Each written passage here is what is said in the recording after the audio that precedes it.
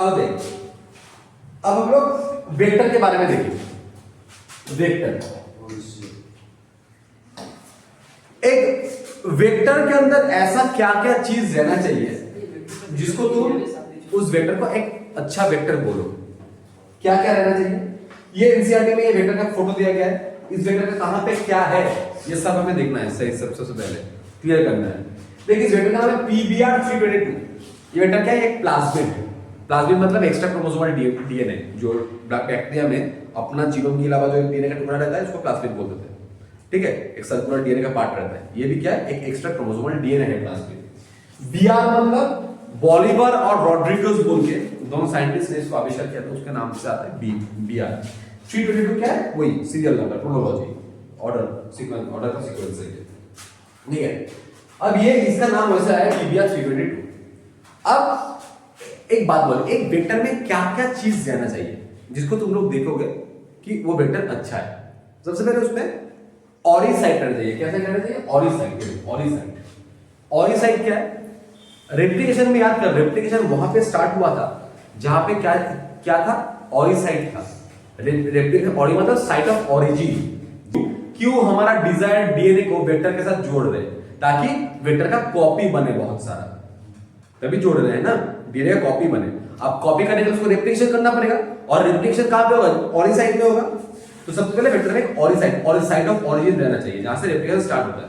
ठीक है, देख एक बात बोलो, हम लोग अच्छा वेक्टर उसी को बोलेंगे जहां पे जिसका ऑरिसाइट ज्यादा रहेगा ताकि हाई कॉपी नंबर मिले। उसके बाद देख क्लोनिंग साइट रहना चाहिए। क्लोनिंग साइट मतलब वेक्टर का वो वाला पार्ट जहां पे आके फॉरेन डीएनए जुड़ेगा। समझ में आ रहा है? अब देख ये वेक्टर में ये जो एक बात बोल, क्लोनिंग साइट ज्यादा होना अच्छा है या कम होना अच्छा है? ज्यादा होना अच्छा है, सबको लग रहा है। क्यों? अब अगर ज्यादा डीएनए आके जुड़ जाएगा तो कंफ्यूज हो जाएगा कि किसको कॉपी बनाए, कौन मेरा काम का है, अगर ज्यादा क्लोनिंग साइट रहेगा। ठीक है, समझ में आ रहा है? तो क्लोनिंग साइट जितना कम होगा उतना अच्छा है। समझ में आ रहा है ना? ऑरिसाइट अच्छा तो ठीक है, रेप्लिकेशन बढ़ेगा, लेकिन क्लोनिंग में ज्यादा डीएनए का टुकड़ा जुड़ जाएगा तो बोलेगा कौन किसको ज्यादा भाव दे। अब चाय वाला, मूंग वाला, फुचका वाला सब है तो बोलेगा किसको ज्यादा भाव दे। चाय वाला ही रहेगा तो सही रहेगा ना। ठीक है, यहाँ पे देख यहाँ पे ये वेक्टर में PST1, PBU1, EcoR1, CLAV1, HIM3, BIANH1, CEL1, इधर जो 1 2 इधर लिखा है ना, 1 नंबर में PV2, यहाँ पे देख ये सब क्या है? ये सब हमारा रेस्ट्रिक्शन इंडिविजुअल्स का नाम है, और ये सब क्या है? उसका क्लोनिंग साइट है। मतलब PST1 इसी जगह मैंने कट लगाएगा, PBU1 इसी जगह मैंने कट लगाएगा, BIANH1 इसी जगह में कट लगाएगा, CEL1 इसी जगह में कट लगाएगा। समझ में आ रहा है बात? एक बात बोलता हूं, एक रेस्ट्रिक्शन एंडोन्यूक्लियस का डिकॉम्पोजिशन साइट एक होना अच्छा है या ज्यादा होना अच्छा है?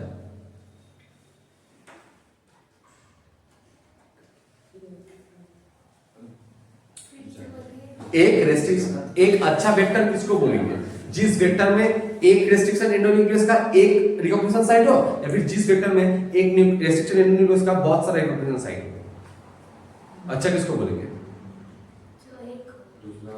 हाँ, ज्यादा होगा। इसको हमें से ज्यादा चाहिए जिंदगी में, उसका एक से पेट नहीं भरता। अरे भाई एक बात बोल, रिकॉग्निशन साइट का मतलब क्या होता है? सोच कि ये EcoR1, मैं बोल रहा हूँ कि EcoR1 का साइट इधर है, मतलब यहाँ पे कौन सा सीक्वेंस है?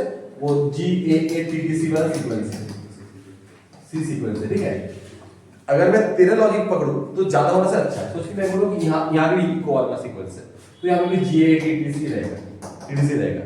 ठीक है, इधर भी है GAATTC, ये भी रहेगा। तो अगर ज्यादा रहेगा तो क्या होगा? देख भाई, रेस्ट्रिक्शन एंडोन्यूक्लियस एक एंजाइम है, कुछ कैंची नहीं है कि हम लोग हाथ से आके कट करेंगे। वो एंजाइम है, वो स्कैन करेगा, जहां पे उसको रिकॉग्निशन साइट मिलेगा G और A के बीच में कट लगा देगा।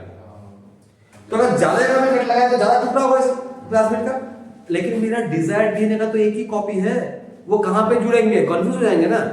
इसका मतलब हर बहुत सारा साइट रहे, लेकिन अलग अलग रेस्ट्रिक्शन एंडोन्यूक्लियस का रहे, ताकि मैं कोई भी यूज कर पाऊं। लेकिन एक पर्टिकुलर रेस्ट्रिक्शन एंडोन्यूक्लियस का एक ही रिकॉग्निशन साइट रहना चाहिए, नहीं तो कंफ्यूज हो जाएगा कि कहां पे जाके जोड़ना है। समझ में आ रहा?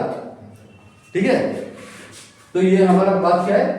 ये रिकॉग्निशन साइट है। तो अच्छा वेक्टर उसको ही बोलेंगे जहां पे एक रेस्ट्रिक्शन एंडोन्यूक्लियस का, एक रिकॉग्निशन साइट रहेगा। ओके, अब ये जगह देख, ये एएमपीआर और टीटीआर क्या है, वो जो मैंने सिलेक्टेबल मार्कर वाला बात बोले थे ना, वो जगह यहां पे आ रहा है। एएमपीआर और टीटीआर क्या होता है? एएमपीआर मतलब एम्पिसिलिन रेजिस्टेंट जीन, एम्पिसिलिन, और टीटीआर मतलब है टेट्रासाइक्लिन रेजिस्टेंट जीन। मतलब एम्पिसिलिन क्या है? एंटीबायोटिक का नाम है। टेट्रासाइक्लिन क्या है? एंटीबायोटिक का नाम है। मतलब ये वाला जीन, यहां पे जो जीन है वो जीन क्या करता है, इस वेक्टर को एम्पिसिलिन एंटीबायोटिक से बचाता है। यहां पे जो जीन है, ये जीन क्या करता है, इस वेक्टर को टेट्रासाइक्लिन, मतलब जो हमारा ये है टेट्रासाइक्लिन जो एंटीबायोटिक है उससे बचाएगा।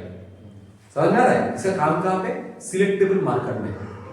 ठीक है, सिलेक्टेबल मार्कर क्या होता है देख, मेरे पास तीन ऑप्शन है। फर्स्ट ऑप्शन क्या है? A B C. First option है कि मेरा जो ये मेरा बैक्टीरिया है, जो होस्ट सेल का बैक्टीरिया, होस्ट सेल का बैक्टीरिया है, ये मेरा उसका बैक्टीरिया का जीनोम है, होस्ट सेल का बैक्टीरिया का जीनोम है। और ये क्या है? ये है मेरा वेक्टर का डीएनए। और इसके साथ क्या जुड़ा है आके? इसके साथ आके जुड़ा है मेरा डिजायर डीएनए। बॉस ठीक है, ये मेरा वेक्टर का डीएनए, इसके साथ आके कौन जुड़ा है? Desire DNA. मेरा बात बहुत अच्छा समझना। मेरे पास देख तीन चीज हो सकता है यहां पे। क्या क्या हो सकता है? पहला एक केस में क्या हो सकता है, सोच कि देखा जाता है कि मेरा जो होस्ट डीएनए है उसके अंदर वेक्टर का डीएनए घुसा ही नहीं। समझ में आ रहा है बात? होस्ट डीएनए में वेक्टर का डीएनए घुसा ही नहीं। बेटू सीधा होकर बैठ, घुसा ही नहीं, पहला केस।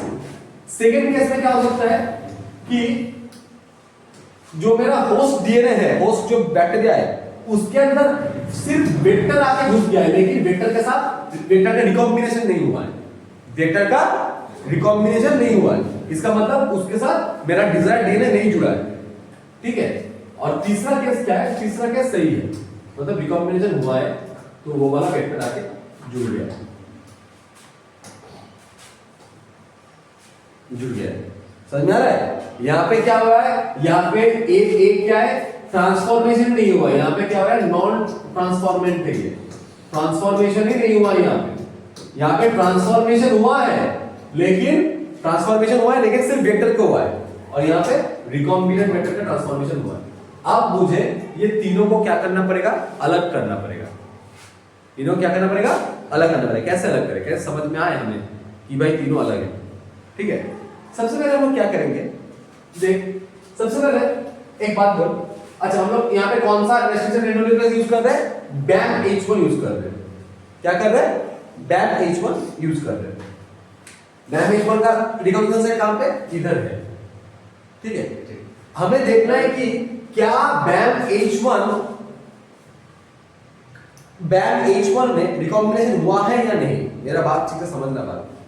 अगर मैं BAMH1 रेस्ट्रिक्शन एंडोन्यूक्लियस यूज कर रहा हूं, इसका मतलब क्या हो रहा है? ये वेक्टर को BAMH1 एंजाइम आपके वेक्टर में कट लगाया। कट लगाने के बाद क्या किया? उसके यहां पे क्या ऐड कर दिया? मेरा डिजायर्ड डीएनए ऐड कर दिया। मतलब इस यहां का डीएनए को अलग करके डिजायर्ड डीएनए को जोड़ दिया। अगर ऐसा होगा तो क्या होगा? जो टेट्रासाइक्लिन रेजिस्टेंट जो जीन था वो जीन हट जाएगा। मेरा बात समझ में आ रहा है? मैं अगर यहां पे BAMH1 रेस्ट्रिक्शन एंडोन्यूक्लियस ऐड करूं तो ये एंजाइम क्या करेगा? इस जगह को क्या करेगा? कट कर देगा। बात समझ में आ रहा है? मैं BAMH1 रेस्ट्रिक्शन एंडोन्यूक्लियस यूज कर रहा हूं। ये क्या करेगा? ये कैची है, मॉलिक्यूलर सीजर, एक एंजाइम है जो क्या करेगा? इधर का डीएनए को कट कर देगा। कट करके क्या करेगा? मेरा जो डिजायर्ड डीएनए है वो डिजायर्ड डीएनए को आके जोड़ देगा। इससे क्या होगा? इस प्लाज्मिड में यहां पे जो टेट्रासाइक्लिन रेजिस्टेंस जो जीन था वो हट गया, हट के मेरा डिजायर्ड डीएनए आ गया, है ना? अब इधर बोल। अब अगर मुझे समझना है कि क्या भाई रिकॉम्बिनेशन हुआ है, ठीक से ट्रांसफॉर्मेशन हुआ है, ये सब अगर मुझे समझना है तो मुझे सिलेक्टेबल मार्कर यूज करना पड़ेगा। यहां पे ये दोनों सिलेक्टेबल मार्कर क्या करेंगे देख। सबसे पहले हम लोग एम्पिसिलिन क्या करेंगे? एम्पिसिलिन वाला एंटीबायोटिक डालेंगे। अगर एम्पिसिलिन वाला एंटीबायोटिक डालेंगे तो क्या होगा, एम्पिसिलिन वाला एंटीबायोटिक डालने से ये बैक्टीरिया जिंदा रहेगा? ये जिंदा रहेगा? नहीं। क्यों जिंदा रहेगा? क्योंकि इसके पास एम्पिसिलिन का रेजिस्टेंस का कोई जीन नहीं है। ये तो एक एंटीबायोटिक है ना, इस एंटीबायोटिक का रेजिस्टेंस का कोई जीन नहीं है, तो ये वाला बैक्टीरिया मर जाएगा। समझ में आ रहा है? पक्का ना? बी में क्या होगा? बी में क्या होगा बोल? ये जिंदा रहेगा? क्यों नहीं जिंदा रहेगा? या मतलब वेक्टर आ गया। अगर वेक्टर आएगा तो वेक्टर के पास तो वेक्टर साइक्लिन वाला रेजिस्टेंस वाला सॉरी एम्पिसिलिन का रेजिस्टेंस वाला जीन है। मैं क्या बोल रहा हूं समझ में लगा? मैंने सबसे पहले क्या डाला है? एम्पिसिलिन डाला है, एम्पिसिलिन एंटीबायोटिक डाला है। अगर मैं एम्पिसिलिन एंटीबायोटिक को डालूंगा तो क्या होगा? ये एंटीबायोटिक है, बैक्टीरिया को मारता है। अगर मैं एम्पिसिलिन एंटीबायोटिक डालूंगा तो ए वाला क्या होगा? मर जाएगा। क्यों मरेगा? क्योंकि इसके पास एम्पिसिलिन को रोकने वाला, एम्पिसिलिन से बचाने वाला कोई भी जीन नहीं है, तो मर जाएगा ये वाला। ठीक है। बी केस में क्या बैक्टीरिया मरेगा? क्यों नहीं मरेगा? क्योंकि इसके पास वेक्टर घुस चुका है और उस वेक्टर के पास एम्पिसिलिन रेजिस्टेंस वाला जीन मौजूद है इधर। ठीक है, समझ में आ रहा है? तो ये बी वाला कैसे बैक्टीरिया जिंदा रहेगा? समझ में आ रहा है ना? सी में बैक्टीरिया जिंदा रहेगा? हाँ, जिंदा रहेगा। क्यों? उसके पास भी तो, क्योंकि उसका ये वाला पोजीशन जो यहाँ पे अगर मैं बैन H1 यूज करूंगा तो मैं इस जगह के साथ छेड़छाड़ करूंगा। ये जगह तो मेरा परफेक्ट है और यहाँ पे मौजूद है एम्पिसिलिन रेजिस्टेंस जीन, तो ये भी जिंदा रहेगा। समझ में आ रहा है? तो एम्पिसिलिन रेजिस्टेंस जीन यूज करने से हम लोग क्या करेंगे? नॉन ट्रांसफॉर्मेंट को अलग कर पाएंगे। अभी मेरे पास कॉम्पिटिशन में ये दोनों बचा है। ठीक है, ये दोनों को हम लोग कैसे काम करेंगे? ये दोनों को हम लोग कैसे अलग करेंगे? फिर हम लोग डालेंगे टेट्रासाइक्लिन जीन। क्या करेंगे? टेट्रासाइक्लिन जीन बोले, सॉरी टेट्रासाइक्लिन एंटीबायोटिक डालेंगे। फिर यहाँ पे अगर टेट्रासाइक्लिन एंटीबायोटिक डालेंगे तो क्या ये मरेगा या जिंदा रहेगा? क्यों मरेगा?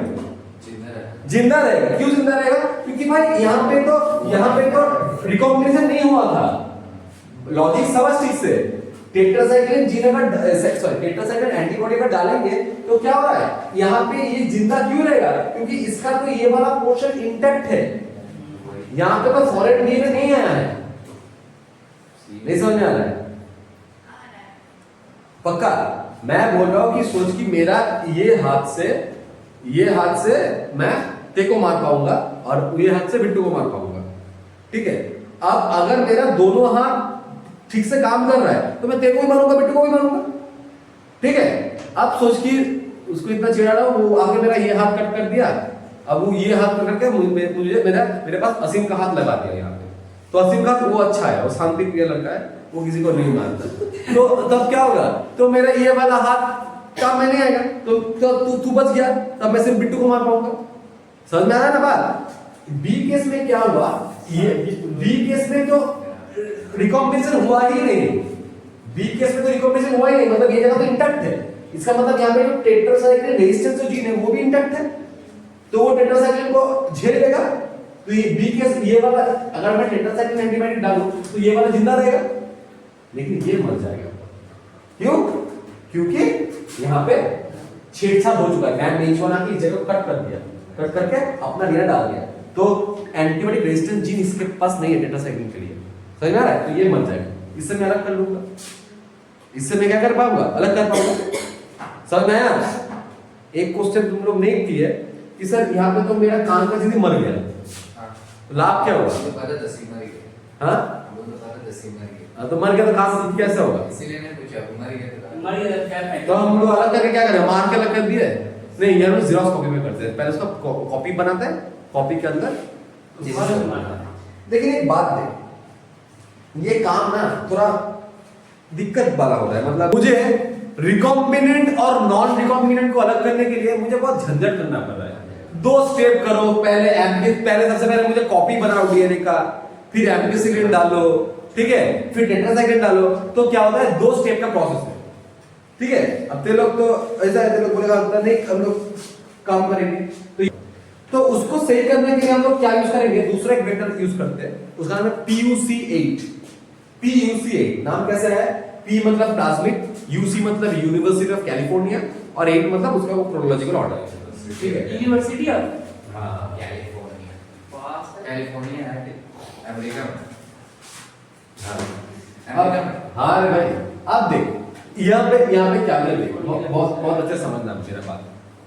यहाँ पे PUC 8 में क्या हो रहा है, यहाँ पे मेरा रेजिस्टेंस जीन है और इस जगह में यहाँ पे मेरा क्या है, लैग जेड जीन है। बहुत अच्छा समझना मेरा बात। देख इस पोजीशन में कौन सा जीन है, लैग जेड जीन है।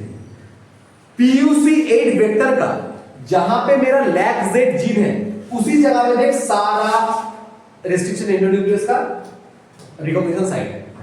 मतलब हम लोग कोई भी रेस्ट्रिक्शन एंडोन्यूक्लियस यूज करें तो उसको कट कहां पे लगाना पड़ेगा, लैग जेड जीन के पास लगाना पड़ेगा। समझ में आ रहा है बात? हाँ, ये लैग जेड जीन नाम सुना है कभी जिंदगी में? लैग जेड सुना था, अभी तो जिंदगी छोटा है सर। आप भी सुने सर, आप भी सुने।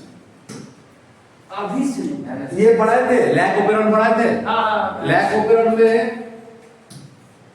ने क्या बोले थे लोगों को रे भाई, मतलब इस साल मेरा जिंदगी का सबसे मतलब पढ़ाने के लाइफ का सबसे बढ़िया, जैसे 12 का मैथ मिला वैसे 11 का मैथ मिला।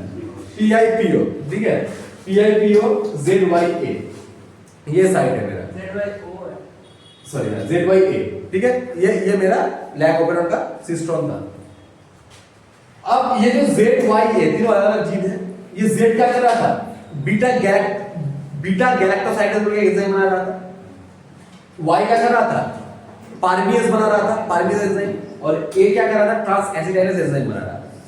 तो इसका मतलब मैं क्या बोलना चाह रहा हूं, मैं बोल रहा हूं कि यहां पे जो लैग जेड जीन है, ये लैग जेड जीन क्या करता है, बीटा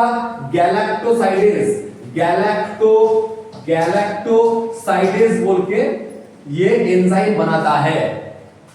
समझ में आया बात? नॉर्मली PUC वेक्टर का जो ये वाला पार्ट में जो लैग जेड जीन है वो बीटा गैलेक्टोसाइडेज एंजाइम बनाता है। ओके, अब सोच कि मैंने कोई भी रेस्ट्रिक्शन एंडोन्यूक्लियस को यूज किया, कोई भी देख सबका रिकॉग्निशन साइट एक ही जगह में है, स्मा 1 हिट 3 सबका एक जगह में है। मैं सोच कि यहां पे डैम H को नहीं यूज किया, तो ये क्या करेगा, ये आगे इस जगह पे कट लगाएगा, इस जगह पे कट लगाएगा, ठीक है। अगर इस जगह पे कट लगाया तो क्या हुआ, ये लैग जेड जीन खराब हो गया, क्योंकि यहां पे तो मैं फॉरेन डीएनए इंसर्ट हो गया ना रिकॉम्बिनेशन से। लैग जेड जीन को हटा के हम लोग फॉरेन डीएनए को इंसर्ट कर दिया ना, तो वहां पे लैग जेड जीन नहीं रहेगा। अगर लैग जेड जीन नहीं रहता है तो बीटा गैलेक्टोसाइडेज एंजाइम नहीं बनेगा, ठीक है। अब हम लोग कैसे समझेंगे कि भाई हमारा यहाँ पे रिकॉम्बिनेशन हुआ या नहीं हुआ है। देख एक चीज होता है एक्स गैल बोल के, एक पीपेंट होता है, क्या नाम है उसका, एक्स गैल। ये एक्स गैल जब बीटा गैलेक्टोसाइडेज के साथ जुड़ता है ना तो वो ब्लू कलर बनाता है। क्या बनाता है, ब्लू कलर बनाता है। तो अगर रिकॉम्बिनेशन नहीं होगा, मतलब अगर लैग जेड जीन इंटैक्ट है तो क्या होगा, बीटा गैलेक्टोसाइडेज बनेगा। और अगर उस टाइम में अगर मैं एक्स गैल को ऐड करूं तो ब्लू कलर शो करेगा। लेकिन अगर रिकॉम्बिनेशन हो गया है, मतलब ये लैग जेड वाला जीन, सॉरी लैग जेड वाला जीन में कट लग गया है, तो लैग जेड वाला जीन रिप्लेस हो गया मेरे डिजायर्ड डीएनए से, तो मेरे पास बीटा गैलेक्टोसाइडेज एंजाइम नहीं बनेगा। तो अगर मैं वहां पे एक्स गैल यूज करूं तो ब्लू कलर नहीं बनेगा, व्हाइट रहेगा। समझ में आ रहा है? तो देख सिर्फ एक स्टेप में हम लोग अलग कर दे रहे हैं दोनों, मतलब वो रिकॉम्बिनेशन हुआ या नहीं हुआ। समझ में आया मेरी बात? कट नहीं होगा, ठीक है। तो ये क्वेश्चन है, मतलब अगर रिकॉम्बिनेशन हुआ है तब क्या होगा, कौन सा कलर शो करेगा, रिकॉम्बिनेशन हुआ है तो व्हाइट शो करेगा। ये मूर्ख, क्योंकि वहां पे क्या हुआ है, बीटा गैलेक्टोसाइडेज नहीं बना है। और अगर रिकॉम्बिनेशन नहीं हुआ है, अगर नॉर्मल है तब ब्लू शो करेगा, क्योंकि तब क्या होता है, बीटा गैलेक्टोसाइडेज बन रहा है, लैग जेड इंटैक्ट है। ओके।